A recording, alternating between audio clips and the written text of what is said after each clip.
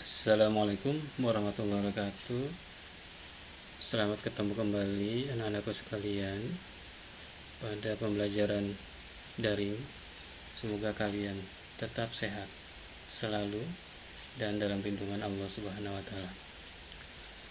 Sebagaimana kalian ketahui bahwa minggu kemarin Bapak sudah men-share materi tentang administrasi infrastruktur jaringan, bahwa di situ kalian akan memulai pembelajaran dari mata pelajaran administrasi infrastruktur jaringan atau Adminjar. Dan perlu kalian ketahui juga bahwa tujuan pembelajaran kalian saat ini, untuk pertama kali kalian akan mempelajari tentang jaringan VLAN.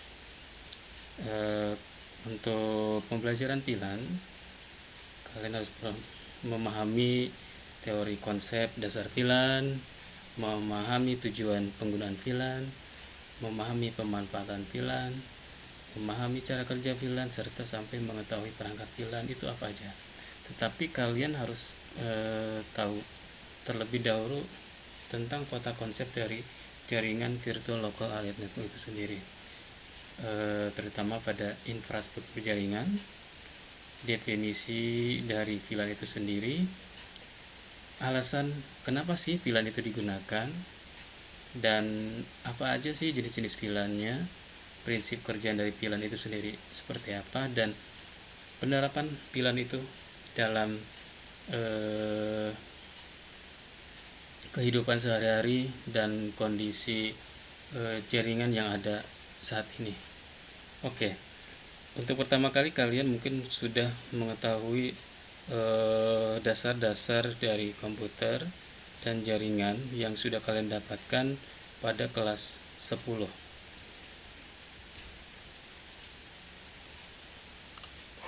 Oke, infrastruktur jaringan, seperti yang kalian ketahui bahwa infrastruktur jaringan merupakan sebuah kumpulan sistem komputer yang saling berhubungan dan dihubungkan oleh berbagai macam dari sebuah arsitektur telekomunikasi. Nah, di dalamnya itu sampai ke bagian konfigurasi dari jaringan komputer individu sampai pada router, kabel, wireless access point, switch, backbone, sampai ke protokol jaringannya, dan sampai ke metodologis dari alamat jaringan itu sendiri. Bentuk paling sederhana dari infrastruktur jaringan biasanya terdiri dari satu atau lebih komputer yang kalian lihat pada gambar berikut ini, bahwa di situ selain ini hub switch atau repeater, satu sama lain terhubung dengan perangkat jaringan yang ada, dan di situ diterapkan sebuah router yang mengatur traffic lalu lintas itu sendiri, sampai ke firewall dan terhubung ke sebuah internet. Semuanya itu dapat kalian di monitoring, dan penggunaannya protokol atau untuk mengakses sebuah infrastruktur jaringan itu sendiri pasti akan diatur secara ketat. Nah, seperti halnya kalian gunakan salah satu contohnya adalah network sharing. Nah, di situ masing-masing komputer bisa membatasi sebuah folder atau file untuk terlihat oleh pengguna tertentu dalam jaringan. Nah, untuk cara melakukan konfigurasi mungkin kalian sudah pelajari pada mata pelajaran yang kalian dapatkan di kelas 10, bahwa salah satu contohnya misalkan di access point atau hotspot ataupun wireless devices. Di situ pasti harus dikonfigurasi terlebih dahulu, ya, mulai dari konfigurasi wireless LAN-nya yang dipasang pada slot tertentu, atau USB wireless ataupun perangkat yang lainnya. Nah, tentunya kalian bisa dapatkan referensi tersebut dan sudah banyak kalian dapatkan di media pembelajaran lainnya. Nah, kenapa sih keuntungan konfigurasi mode infrastruktur itu yang kalian dapatkan? Di situ bahwa konfigurasi mode infrastruktur salah satunya tadi seperti dalam sistem access point bisa melayani banyak PC dan tentu lebih mudah melakukan manajemen jaringannya. Dan komputer klien dapat mengetahui bahwa di suatu tempat ada sebuah perangkat atau komputer yang memancarkan sinyal dari access point dari sebuah jaringan.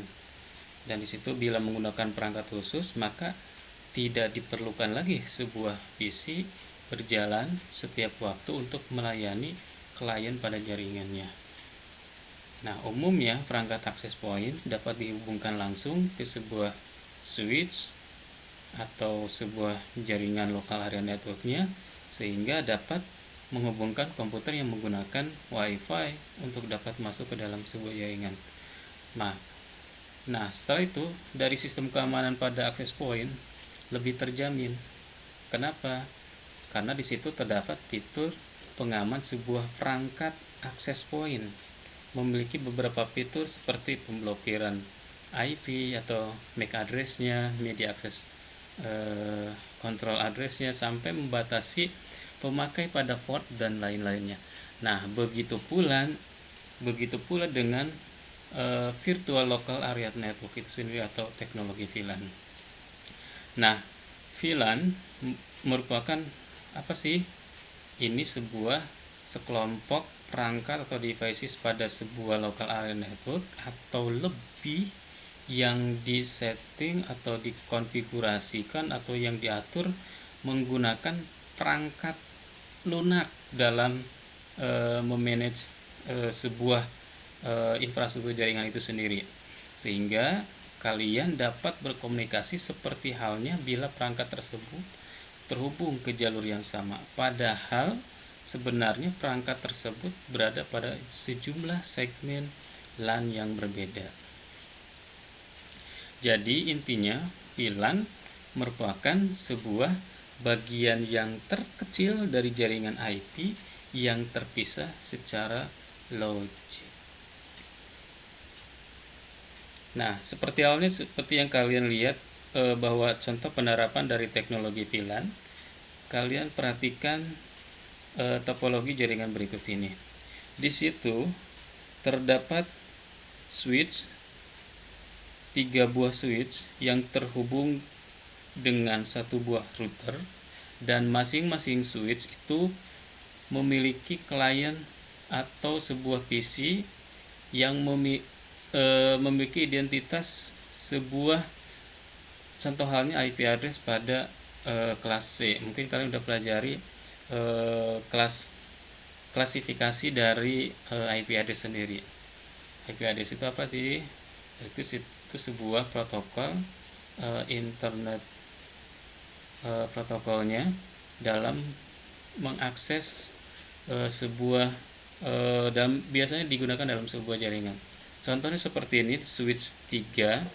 Di situ switch 3 memiliki 3 perangkat berupa 3 buah PC.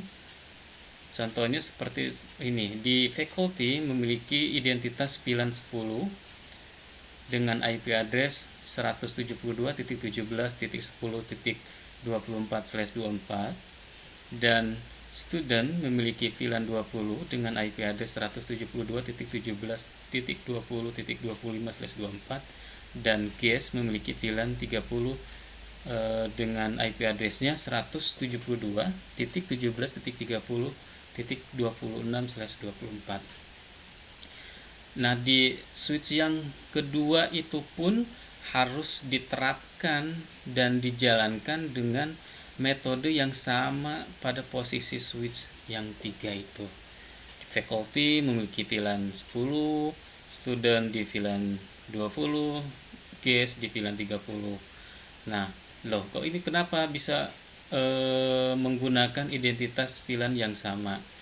Kenapa? Karena yang bisa membedakan itu meskipun memiliki identitas VLAN yang sama, tetapi dia teknologi VLAN itu sendiri bisa diatur pada sebuah switch-nya itu sendiri. Dan ini merupakan sebuah teknologi VLAN yang saat ini lebih efektif dibandingkan dengan menggunakan VLAN secara local area network secara fisiknya. Ya. Jadi perbedaan mendasar antara LAN dan VLAN itu sebenarnya bahwa LAN, kan kalian udah pelajari bahwa local area network itu sebuah jaringan area lokal yang didefinisikan dan dinaungi oleh alamat jaringan dan alamat broadcast yang sama.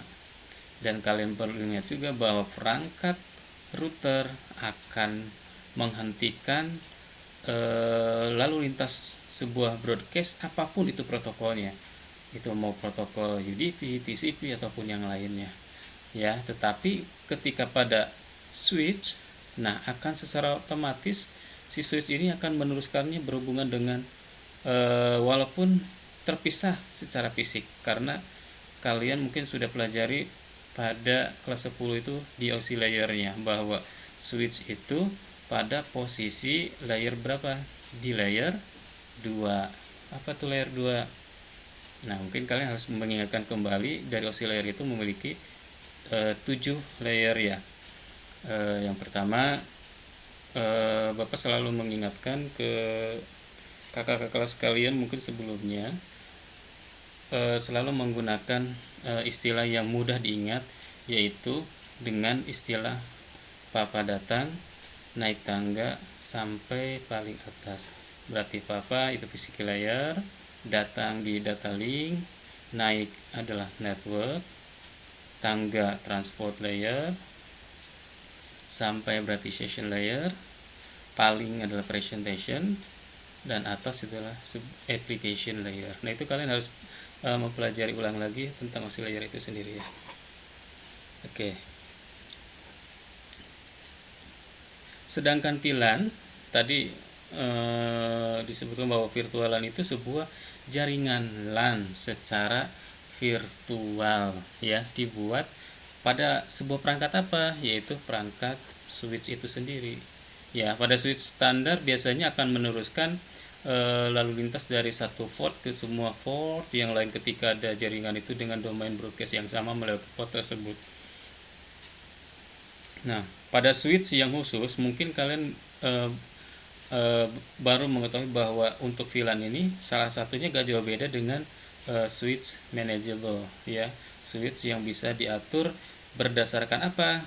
Berdasarkan ID yang berbeda di tiap portnya, bisa saja meneruskan traffic ke port-port yang ID yang sama. Dan switch tipe khusus ini sebenarnya secara otomatis memasang VLAN di dalamnya. Salah satunya dengan VLAN ID-nya, contohnya dengan angka 1 yang beranggotakan semua port yang ada. Jadi perbedaan yang sangat jelas dari model jaringan local area network dan virtual local area network adalah bentuk jaringan dengan model area local network itu sangat bergantung pada letak atau fisik dari workstation serta penggunaan switch atau hub atau repeater sebagai perangkat jaringan yang memiliki beberapa kelemahan ya. Oke, kenapa alasan menggunakan VLAN? Seperti yang kalian ketahui bahwa sebuah komputer akan mengirimkan sebuah broadcast atau siaran pada waktu tertentu, misalkan pada saat komputer tersebut baru terhubung ke LAN, dan akan mengirim sebuah paket yang ke semua komputer yang lain tahu ada komputer yang baru yang terhubung. Makin banyak komputer yang terhubung pada jaringan, maka akan makin banyak juga lalu lintas dari siaran itu sendiri yang terjadi pada sebuah jaringan. Dalam hal ini biasanya disebut dengan broadcast domain. Oke. Selanjutnya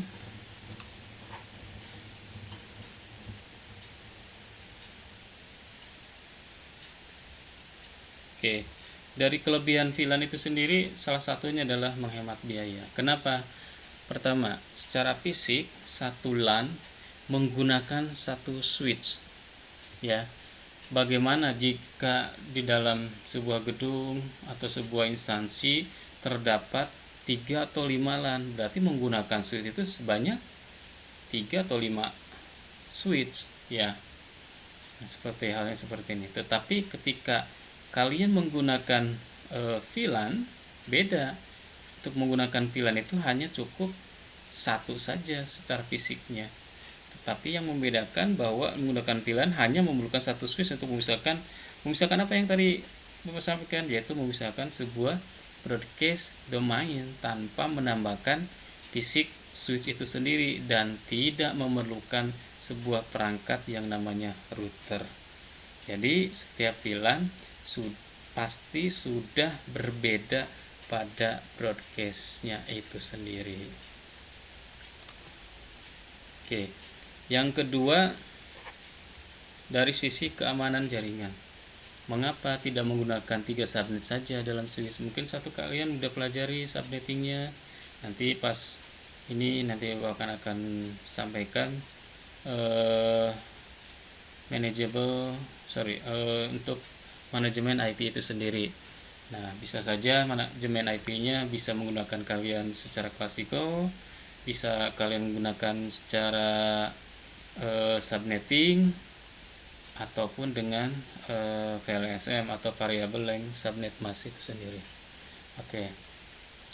Ya, mungkin kalian udah pelajari bahwa IP address class C salah satu contohnya yaitu IP keramat ini 192.168.1.0. Nah, titik 0 ini berarti sebuah network address. /24 berarti nilai dari sebuah CIDR atau class interdomain routing, atau yang kalian sudah pelajari dengan istilah subnet mask address ataupun dengan prefix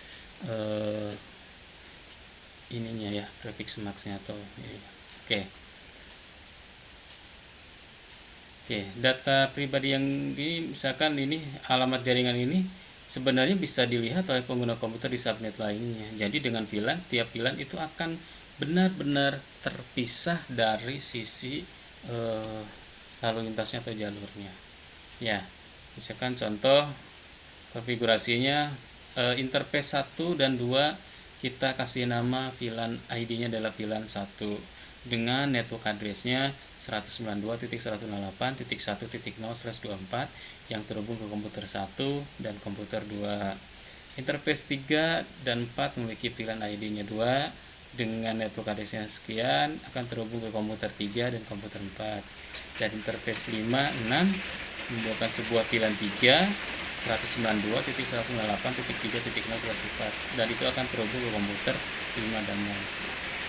Dan selain itu keamanan jaringan itu juga memiliki kelebihan lainnya, yaitu sebuah kinerja jaringan meningkat. Kenapa? Pembagian jaringan layer 2 yang terdapat pada switch itu akan masuk ke dalam beberapa kelompok broadcast domain yang lebih kecil, akan mengurangi lalu lintas paket yang tidak dibutuhkan dalam jaringan. Selanjutnya yaitu broadcast storm mitigation. Di pembagian jaringan menjadi beberapa VLAN akan mengurangi banyaknya device yang berpartisipasi dalam pembuatan broadcast storm. Ini terjadi adanya pembatasan broadcast sebuah domainnya. Selanjutnya itu efisiensi pengelolaan jaringan, simple project or application managementnya. Ya. Nah, ada beberapa terminologi dalam sebuah VLAN. Ada VLAN data, VLAN default, native VLAN, VLAN manajemen. Nanti kalian pelajari pertemuan selanjutnya sampai ke VLAN voice, sampai ke tipe VLAN. Misalkan dalam sebuah konfigurasi ada static VLAN, dynamic VLAN, voice VLAN, ya. Dan untuk implementasi VLAN, kalian hanya memerlukan kondisi jaringannya. Contoh misalkan memiliki lebih dari 200 node perangkat, banyak terjadi broadcast di jaringan Anda, ya, dan lainnya.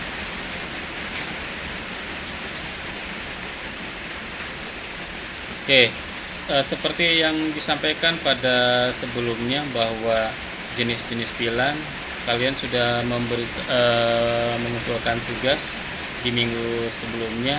Di situ ada pelaksanaan VLAN berdasarkan pemberian membership seperti port base, MIC base, protokol base, IP subnet address base, sampai ke authentication base-nya. Selain itu juga jenis VLAN berdasarkan tipe koneksinya, yaitu menjadi 3 tipe atau jenis, yaitu trunking atau channel link, access link, sampai ke hybrid link atau gabungan dari trunk dengan akses. Oke, selanjutnya di sini ada filtering database, static entries, ya, dynamic entries sampai ke tagging, ya. Untuk tagging biasanya saat sebuah data dikirimkan harus ada yang menyatakan tujuan data tersebut atau pilihan tujuannya, ya. Di situ ada jenis dari tag headernya, ada Ethernet frame tag header sampai ke token ring and fiber distribute data interface atau FDDI, ya, pada tag header. Oke, untuk penerapan VLAN kalian sebenarnya gampang untuk mempelajari VLAN sederhana. Contohnya misalkan kita mempunyai jaringan di gedung A dengan menggunakan VLAN A dan B dengan menggunakan VLAN B. Nah, buatlah sebuah topologi gambar berikut ini. Nanti setelah itu kalian coba juga konfigurasi switch 1, ya, dan switch 2. Nanti kalian harus mempelajari tentang perintah-perintah yang biasanya pada nanti ini, ya. Jangan lupa kalian apabila memiliki laptop, kalian jangan lupa menginstalasi paket tracernya, dan apabila tidak memiliki laptop atau perangkat PC lainnya, bisa kalian gunakan paket tracer mobile-nya yang kalian bisa dapatkan di Play Store-nya. Oke, ini salah satunya contoh, misalkan konfigurasi untuk switch 1.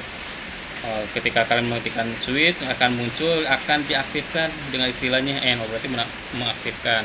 Terus ada perintah F spasi T, berarti konfigurasi dari sebuah terminalnya si switch itu sendiri.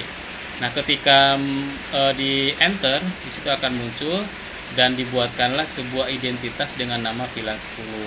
VLAN 10 itu akan diterapkan di mana, untuk interface apa aja. Berarti di situ untuk interface FA0/1 dan akan diberikan akses VLAN-nya dengan ID VLAN 10 atau switch port akses VLAN 10. Langsung kalian exit, langsung untuk interface FA0/2 sampai sebanyak interface yang ada.